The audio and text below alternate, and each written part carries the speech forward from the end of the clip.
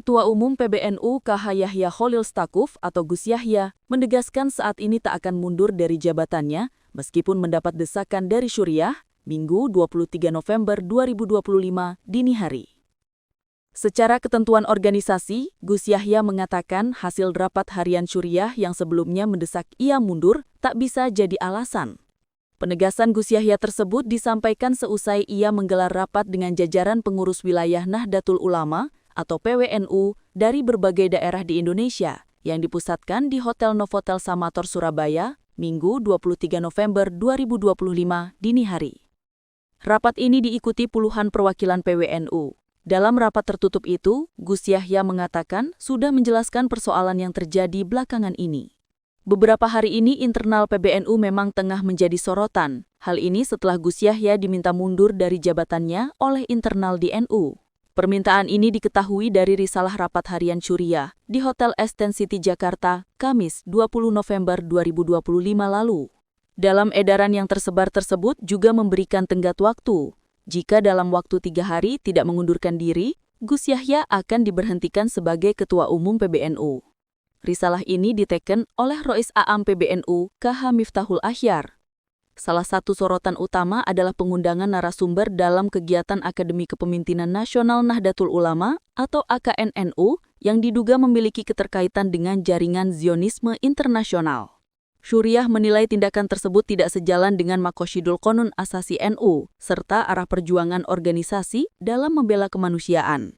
Selain itu, AKNNU dinilai tidak memenuhi peraturan Perkumpulan NU nomor 13 tahun 2025, khususnya terkait prosedur pemberhentian dan penggantian fungsionaris.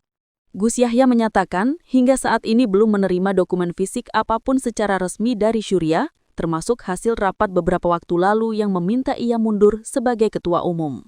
Meski demikian, salinan risalah rapat Syuriah yang beredar tersebut dinilai tidak memenuhi standar resmi organisasi. Dari alasan tersebut, Gus Yahya menegaskan tidak akan mundur dari jabatan sebagai ketua umum. Menurutnya, karena ia terpilih dari Forum Muktamar ke-34 di Lampung pada tahun 2021 lalu, sehingga harus menuntaskan satu periode kepemimpinan selama 5 tahun. Selain menyoroti soal surat, dalam kesempatan ini, Gus Yahya mengatakan secara ADART, rapat harian Syuriah tidak memiliki kewenangan untuk memberhentikan pengurus, apalagi mencopot jabatan ketua umum.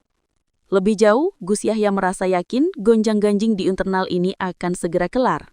Yang ketiga, saya sama sekali tidak terbersit pikiran untuk mundur karena saya mendapatkan amanat dari muktamar ini untuk 5 tahun.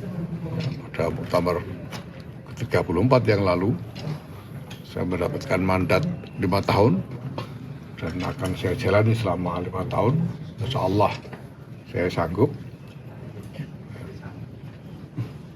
Maka saya sama sekali tidak terbersit pikiran untuk mundur.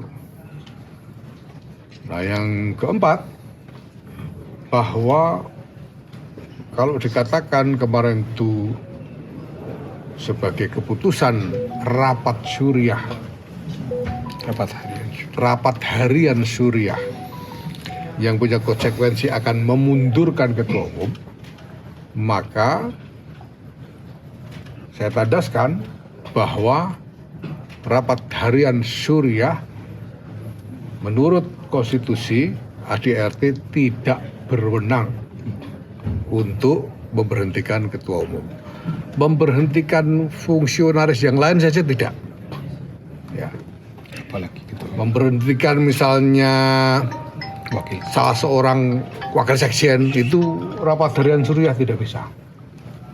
Memberhentikan misalnya ketua lembaga rapat harian Syuriah tidak bisa, apalagi ketua umum.